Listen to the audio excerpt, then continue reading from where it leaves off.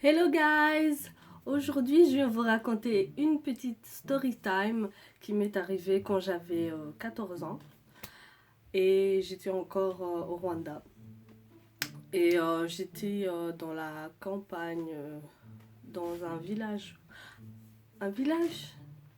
province, dans une province qu'on appelle Butare, pour les Rwandais et Butare. Et comme vous savez tous, les parents qui ont des enfants qui habitent en Europe, euh, les parents, ils nous envoyaient de l'argent de poche à chaque fin de mois. Mais ils nous envoyaient l'argent de poche, par exemple, à partir de 20 euros, vu que au Rwanda, ça s'est multiplié, que ça devenait 20 000. Ils nous envoyaient au moins 20 euros ou 30 euros, ça dépendait au fait de ton âge et des besoins que tu avais à ton âge. Et du coup, moi, quand j'avais 14 ans, je crois qu'ils m'envoyaient 10 euros. Et vu que avoir juste 4 billets de 5 000, je trouvais que c'était pas beaucoup. Du coup, dans ma poche, je trouvais que c'était pas beaucoup. Alors que 20 000 au Rwanda, waouh, c'était. Ou 10 000, voilà, je me trompe. Quand on t'envoyait 10 euros, t'avais 10 000. Du coup, 10 000, c'était quand même déjà beaucoup pour un enfant de 14 ans. J'achète rien à part des bonbons. Et du coup, moi, ce que je faisais, j'avais un petit, euh, un petit sac et tout banane et j'ai convertissé, j'ai changé mon argent. J'ai changé mon argent en pièces de 100 francs ou bien en pièces de 50. Ça veut dire même quand j'avais un billet de 100 francs au Rwanda, j'ai je l'ai changé en pièces de 10. Et du coup, je me retrouvais avec 10 pièces dans mon sac. Et du coup, vu que j'aimais trop les films de pirates et tout ça, ou des films d'aventure historiques et tout, où on trouve les trésors et tout, les petits sacs là, des pirates avec plein de pièces dedans et tout. Et du coup, moi, je prenais mes billets, je convertissais tout en pièces et tout. Et, et du coup, quand je convertissais en pièces, j'avais l'impression d'avoir beaucoup d'argent. Et du coup, au moment de, de, de dépenser mon argent, je dépensais pas beaucoup parce que quand je voyais que j'ai déjà dépensé au moins 5 pièces et tout ça, je me disais, oh, mon trésor, il va finir. Ça me permettait d'économiser, quoi, vu que j'avais converti ça en beaucoup de pièces et tout. C'est un truc bizarre. Parce que quand j'avais un billet, je me rendais pas compte que en fait, je me rendais pas compte que c'était beaucoup. Je me disais, j'ai juste un truc dans la main et tout. Si je le perds, quoi. Et du coup, marcher juste dans la rue en entendant les bruits des pièces, je me disais, waouh, on dirait que j'ai du trésor, tu vois. Un peu comme le Capitaine Sparrow, tu vois, avec ses petites pièces. Du coup, je me sentais trop riche et tout. Hein. Je me sentais comme si je suis devenue riche.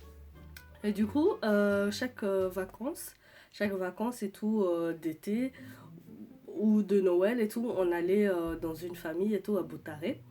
Et quand on arrivait à cette famille et tout, ils prenaient soin de nous. Du coup, on n'avait pas besoin d'utiliser notre argent de poche parce que eux, ils étaient un peu plus riches comme que nous à la maison au Rwanda. Du coup, quand j'arrivais là-bas, j'utilisais même pas une pièce de 100 francs pour acheter des beignets ou des trucs comme ça. J'achetais rien parce qu'ils cuisinaient tout à la maison, leur bonne, ils préparaient même des beignets et tout ça. Du coup, j'avais pas besoin de dépenser mon argent. Du coup, je me retrouvais avec plus d'argent. Du coup, ça me permettait d'économiser encore plus. Et un jour, je venais de prendre un bus et tout. Je devais aller voir la dame du coup qu'on allait visiter pendant les vacances et tout à son travail. Parce que des fois, genre, on allait la voir après. On allait la voir à son travail avant la fin du travail et on rentrait ensemble. Et des fois, peut-être, elle disait, ouais, j'ai pas envie de manger à la maison et tout, là, là. On va sortir, on va aller manger un brochette et des trucs comme ça. Du coup, quand elle disait, ouais, passez me voir au travail, waouh, on était là, yes! Je vais aller la voir, peut-être que on va manger des brochettes et aller boire des fantas et tout ça, là, non. Et du coup, moi, je me prépare tranquille et tout pour aller voir la femme et tout ça, là, là, toujours avec mon petit sac banane et tout ça, là, là. Et, euh, et j'arrive dans la ville et tout. Et au moment où j'arrive dans la ville et tout, tu vois, genre les taxis du bled, c'est pas le chauffeur qu'on paye, en fait. Il y a les gars qu'on appelle les convoyeurs. Je sais pas si vous voyez les convoyeurs. Je sais pas si c'est ça le mot en français, en fait. C'est genre le mec qui s'occupe de gens pour les placer et tout, pour savoir s'il y a encore assez de place. Et si même il n'y a pas assez de place, on vous dit de vous serrer. Si tu as un enfant, on te dit de le mettre sur le genou et on met quelqu'un d'autre dans le bus et tout, là, jusqu'à ce que le bus est rempli. Et là, on pourra démarrer et tout ça. Et du coup, moi, j'étais dans ce bus-là et tout ça, là. Et dans ces bus-là, en Afrique et tout, il faut payer quand tu sors. Il faut payer quand tu arrives à la destination. C'est pas payer avant que le bus démarre et tout. Du coup, c'était facile même aux gens d'arriver à destination et tu fais genre, tu cherches tes pièces et tu cours, quoi, tu payes pas. Mais voilà, les convoyeurs, c'était tout le temps des bonhommes, quoi, qui pourraient te courir après et si t'attrapes, ben, c'est ta mort, quoi. Et du coup, il n'y a pas beaucoup de gens qui osaient faire ça, à part des gens vraiment un peu malades dans la tête. Bref. Et du coup, moi, j'arrive à destination et tout ça. C'était dans la ville à Ibutare et tout. Comment. C'était juste. Ouais, j'ai oublié comment on appelait la ville et tout, d'Ibutare et tout. Et du coup, j'arrive là-bas et tout, là. Et au moment où j'arrive là-bas et tout, je sors du bus, mais avant que je sorte du bus et tout ça, il y avait un gamin et tout, genre un SDF et tout. Il me dit, ouais, s'il te plaît, donne-moi de l'argent et tout. Et moi, je dis, ben, j'ai pas d'argent. Et après, le petit, il est parti, quoi. Il a dit, ouais, sûrement, il n'y a pas d'argent et tout ça, là. Et du coup, j'ai sorti un billet ce jour-là. J'avais un billet genre euh, de 500. Et je crois que le bus, ça coûtait 50 francs. Je ne sais pas, mais je crois que j'avais un billet, c'est sûr. Parce que quand j'ai enlevé dans ma petite banane, l'enfant, il n'a pas senti... Il n'a pas senti genre des pièces qui bougent et tout. Et du coup, moi, j'ai sorti un billet, j'ai payé au gars. Et le gars, vu que il y a beaucoup de gens qui payent juste avec des pièces et tout, vu que c'est genre, si le bus il coûte 2,50 et tout, il y a beaucoup de gens qui se promènent avec des pièces de 50 ou 3 euros, 4 euros, des trucs comme ça, en pièces et tout. Et du coup, ce qui fait que le convoyeur, il a plus de pièces que de billets, tu vois. Et de toute façon, ouais, il n'avait pas de billets de 100 et tout, ou bien il réservait des billets de 100 sûrement pour des grandes personnes. Et vu que j'étais un gamin, il disait, vas-y, je vais lui donner que des pièces et tout. Et du coup, il m'a donné plein de pièces. Et moi, j'aime trop les pièces. Et du coup, j'étais là, ouais, les pièces. Et quand il m'a donné les pièces, moi, j'ai pris toutes mes pièces dans la main. Et vous savez très bien comment les pièces... C'est un peu comme si tu prends des pièces de 2 euros et tout. Le bruit que ça fait. Et moi, j'ai commencé à mettre dans ma banane et tout. Et quand j'ai mis dans la banane et tout, l'enfant, il a senti le bruit de pièces genre... Cling, cling, cling. Et le petit s'est retourné genre... Bro, quand il s'est retourné, moi je l'ai regardé, genre, what the fuck? L'enfant il m'a regardé, il a vu l'argent au moment où je mettais des pièces et tout. Et l'enfant est revenu, tu as de l'argent, tu as de l'argent, donne-moi de l'argent, donne-moi de l'argent. J'ai pas d'argent. Si, j'ai vu où tu as mis l'argent, donne-moi de l'argent. Tu as dit que t'avais pas alors que t'avais... Et moi j'étais là, j'ai commencé à courir et tout.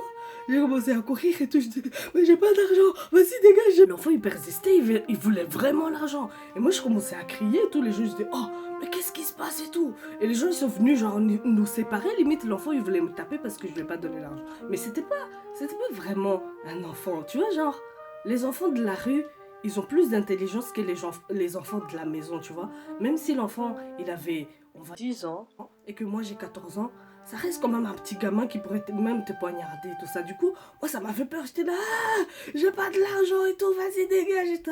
Et les gens ils sont venus nous séparer. Ils disent, mais c'est quoi? Ils disent, mais cet enfant il a un problème dans la tête, je sais pas et tout. Et moi j'ai continué pour faire genre, je l'ai pas calculé, des trucs comme ça. Mais ça m'a fait trop peur. Ça m'a fait trop peur. Et à chaque fois que j'ai passé là-bas et tout, à chaque fois que j'ai passé là-bas, même si j'avais des pièces ou que de l'argent, j'ai caché et je faisais tout pour pas marcher, pour que les pièces se sentent, parce que je sentais comme si on va m'attaquer et m'écourser à cause de l'argent et tout ça. Et ce truc-là, je croyais que c'était fini et tout, jusqu'à ce que j'arrive en Belgique et tout, dans la rue Agora et tout, à Bourse, pour les gens qui connaissent et tout, à Bruxelles, à Bourse ou des Broekers. Bon, la galerie Agora, vous voyez très bien. Il y a tout le temps des mendiants là-bas et tout ça. Et du coup, moi, je marchais et tout. tranquille avec mon pote. Et on venait de manger où on allait manger, tout ça. Mais genre, il avait une bouteille de Fanta dans sa main et tout ça. Et après, mon pote, en fait, je vois un enfant, mais ça, c'était vraiment un enfant, genre, qui a 4 ans et tout. Et le petit, il est venu en courant, énervé. Il a arraché la bouteille à mon pote et tout, vraiment énervé, genre, donne-moi. J'étais là, oh, what? J'étais là, mais c'est un fou. Et du coup, ça m'a rappelé l'histoire du Rwanda, ça m'a fait trop rire. Et mon pote, lui, vu qu'il savait pas qui lui a arraché, il disait sûrement peut-être que c'est un nain, genre un nain mendiant, je ne sais pas moi. Il s'est retourné énervé, j'ai dit oh non, c'est bon, t'inquiète, t'inquiète, t'inquiète. Et le petit, genre, au lieu de dire ouais, s'il vous plaît, tu vois, genre, c'est un enfant mendiant, tu vois, même si sûrement l'enfant il se rend pas compte, tu vois. L'enfant il avait soif, lui il a pris une bouteille, et en plus quand on l'a regardé tout ça, lui il nous a regardé mal, genre. Ça m'a fait trop rire cette histoire. Et, euh, et franchement, il y a des mendiants ici dehors et tout. Ils font, ils font comme si, genre, on est obligé de leur donner. Genre, moi là où j'habite à côté d'un carrefour express et tout. Et à chaque fois, il y a des gens qui demandent de l'argent là-bas. Et quand j'arrive et tout pour rentrer dedans, ils sont là. Et moi, je suis là, mais j'ai pas d'argent. Moi, j'ai que 1 euro moi-même dans ma poche et tout ça. Et j'achète un truc genre à 70 centimes ou je ne sais pas moi. Et quand je sors avec, ou bien même si j'ai un billet de 10 et tout, et que je sors et que je suis en train de mettre de l'argent dans ma poche et tout, et qu'ils entendent le bruit de mes pieds, ils sont là, oh, ils insistent encore plus. Je dis là, mais oh, j'ai rien à te donner, tu vois. Si je devais te donner, je vais te donner, mais c'est pas par force que je vais te donner tout ça. Franchement, j'ai vraiment pitié des mendiants ici dehors, mais il y a des mendiants quand même que des fois je les vois. Surtout quand c'est un jeune qui a des jambes et tout, qui a mon âge, je me dis, mais il y a moyen que tu ailles faire, je ne sais pas, du nettoyage ou je ne sais pas, aller cuisiner pour des gens ou je ne sais pas. C'est pas normal qu'il se retrouve dans la rue s'il est pas handicapé. S'il est handicapé, je peux comprendre. Mais si tu peux toujours te déplacer et tout ça, tu peux toujours trouver du travail, même dans la cuisine des Chinois et des trucs comme ça. Ou bien même, je ne sais pas où, on peut toujours t'engager pour gagner un petit 5 euros ou 6 euros, mais que tu te retrouves pas à mendier pour 10 centimes dans la rue et des trucs comme ça. Mais du coup, c'était ça la petite histoire, comment un mendiant m'a couru après et qui voulait m'arracher mon argent. Voilà, c'est tout. Merci. Au revoir. À la prochaine.